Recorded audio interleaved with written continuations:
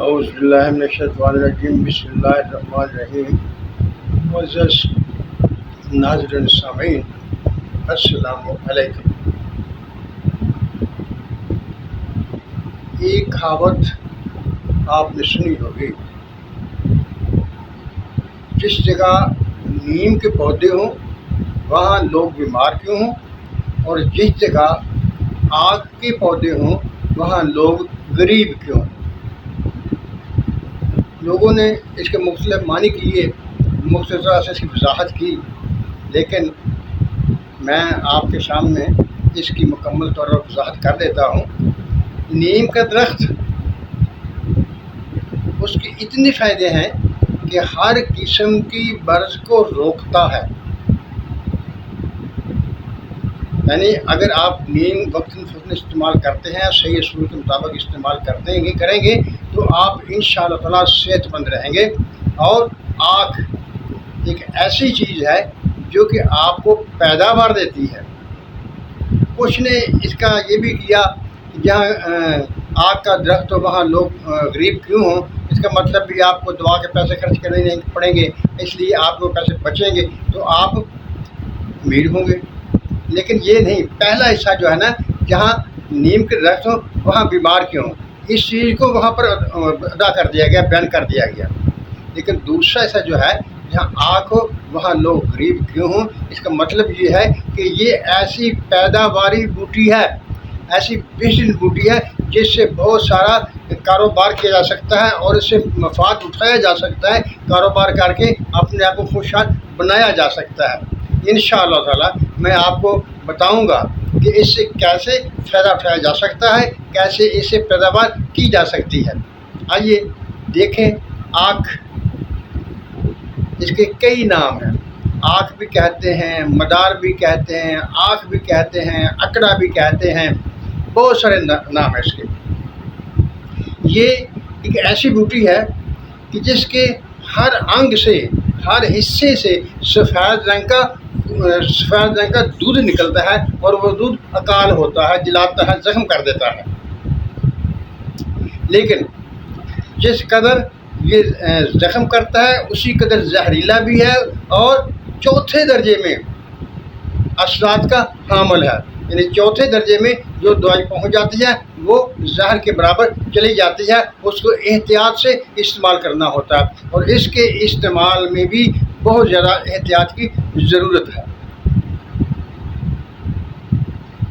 آپ سب لوگ جانتے ہوں گے، شناخت بھی ہوگی، یہ تقریباً چوڑے چوڑے پتوں والا ایک پودا ہوتا ہے، جیسے برگد کے پتے ہوتے ہیں، جسے پنجابی زبان میں بوہڑ بھی کہا جاتا ہے۔ اس کے پتوں کی مانند اس کے پتے ہوتے ہیں، پتے موٹے ہوتے ہیں، اور اس کے نچلی طرف رواں لگا ہوا ہوتا ہے۔ روئے سے یاد آ گیا، اگر آپ لوگ وہ رواں جو اس کے نیچے لگا ہوتا ہے اسے احتیاط سے کھرچ لیں، اور ایسی جگہ کے آگ سے لیں جہاں پر گرد و غبار، مٹی وغیرہ نہ پڑتی ہو ان پر، یعنی سڑک کے نزدیک کے نہ ہوں، دور کے علاقے کے ہوں جہاں پر گرد و غبار سے محفوظ رہے ہوں۔ اس بوردار حصے کو جو اس کے پتوں کی نچلی جانب پر لگا ہوتا ہے اس کو آپ اکٹھا کر لیں، اور شہد کی مدد سے اس کے خسخاس کے دانے کے برابر گولیاں بنا لیں، اور دمے کا مریض اگر وہ گولیاں استعمال کرے تو وہ بالکل صحیح ہو جاتا ہے۔ دمے پر یہ کیسے کام کرتا ہے، اس کے لیے ہمیں دیکھنا ہوگا کہ اس کا مزاج کیا ہے۔ میں نے مطالعہ کیا، کتابوں میں دیکھا، ہر کتاب میں اس کا مزاج گرم خشک لکھا ہوا ہے، جو کہ بالکل غلط ہے۔ اس میں خشکی بالکل نہیں پائی جاتی، اس کا مزاج گرم تر ہے، اور یہ سب چیزوں کو رطوبت سے بھر دیتا ہے۔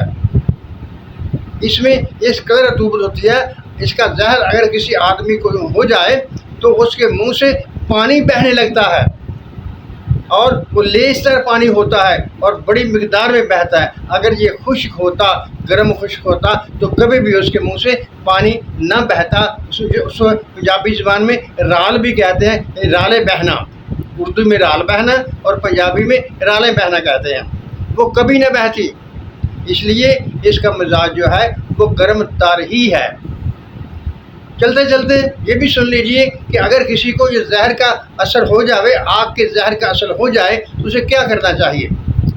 تو اس کے لیے ایک ہی بہترین طریقہ ہے، کیا؟ ہرڑ زرد وہ آپ لے لیں اور منہ میں رکھ لیں۔ جب آپ منہ میں رکھیں گے تو پانی بھی آپ کے منہ سے بہتا رہے گا، لیکن وہ ہرڑ جو ہے اس پر سفید رنگ کا مادہ جمنا شروع ہو جائے گا۔ اسے منہ میں ہلائیں، تھوڑی دیر کے بعد دیکھیں جب وہ ساری ہرڑ سفید ہو جائے تو اسے نکال دیں اور دوسری نئی ہرڑ جو ہے منہ میں رکھ لیں، یہاں تک کہ جب آخری ہرڑ آپ منہ میں ڈالیں تو اس پر سفید مادہ لگا ہوا نہ ہو تو اس کا مکمل زہر ختم ہو جائے گا۔ اگر کسی شخص کو بچھو، جسے پنجابی زبان میں بٹھواں بھی کہتے ہیں، اگر وہ لڑ جائے تو آپ فوری طور پر آگ کا دودھ اس جگہ پر لگا دیں، اسی وقت اس قدر سکون ہو جائے گا جیسے یہ معاملہ کبھی ہوا ہی نہیں تھا۔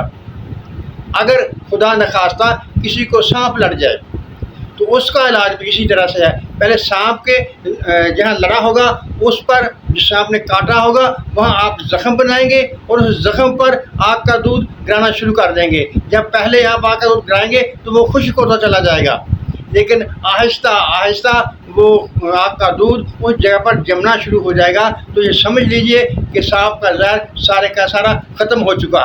اب زخم باقی ہوگا کیونکہ یہ بھی اکال ہے، اسے زخم بنا دیا ہوگا تو پھر اس زخم کا علاج کر لیجئے، لیکن زہر سے ڈرنے کی کوئی بات نہیں ہے۔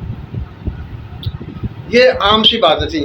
آئیے میں آپ کو ایک دو اس کے ایسے نسخہ جات بھی بتا دیتا ہوں جو کہ انتہائی کارآمد ہیں اور انتہائی سستے، بالکل کوئی خرچ بھی نہیں آتا۔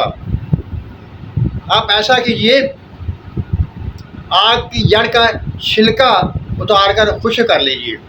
جب وہ جڑ کا چھلکا خشک ہو جائے تو جتنی وزن اس جڑ کا ہوگا اتنا ہی وزن میں کالی مرچ لیجئے اور ان کو پسوا لیجئے اور شہد کی مدد سے چنے کے برابر اس کی گولیاں بنا لیجئے۔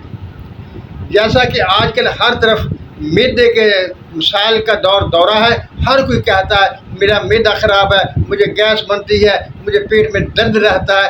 انشاءاللہ تعالیٰ اگر یہ آپ بنائیں گے اور چنے کے برابر گولیاں بنا کر اس میں صبح دوپہر شام یا پانی کے ساتھ کھانے کے بعد گولی کھائیں گے تو انشاءاللہ تعالیٰ آپ کے پیٹ کے تمام مسائل حل ہو جائیں گے۔ یعنی کسی قسم کا کوئی درد، کسی قسم کی کوئی تکلیف معدے کی، گیس وغیرہ کی نہیں رہے گی۔ اس کے علاوہ ایک اور نسخہ سن لیجیے۔ اگر راشا ایک ایسی مرض ہے جس میں آدمی کے ہاتھ کانپتے ہیں، وہ کوئی چیز کھا پی نہیں سکتا، بہت تکلیف ہوتی ہے، زندگی عذاب بن جاتی ہے، بہت تکلیف میں گزرتی ہے۔ جب انسان کوئی چیز اپنے ہاتھوں سے کھا ہی نہیں سکے گا تو اس کا زندگی میں کیا لطف رہے گا؟ اگر ایسی صورتحال ہو، راشا کا مرض ہو، تکلیف ہو، تو ایسے کریں کہ جس کے پھول ہوتے ہیں ہر روز صبح و نہار میں، اس پھول کے اندر ایک چرخی سی ہوتی ہے جسے آگ کا لونگ بھی کہتے ہیں۔ آپ نے وہ 5 عدد لینے ہیں۔ پہلے ان کو صاف ستھرا پانی سے دھو لیں گے۔ جب وہ صاف ستھرے ہو جائیں گے تو بغیر چبائے ان 5 جو لونگ ہیں آگ کے وہ منہ میں ڈالیں گے اور اوپر سے پانی پی لیں گے، اور جس طرح کیپسول کو پیٹ میں لے جاتے ہیں اسی طرح ان کو بغیر چبائے آپ نے نگل لینا ہے پانی کے ذریعے سے۔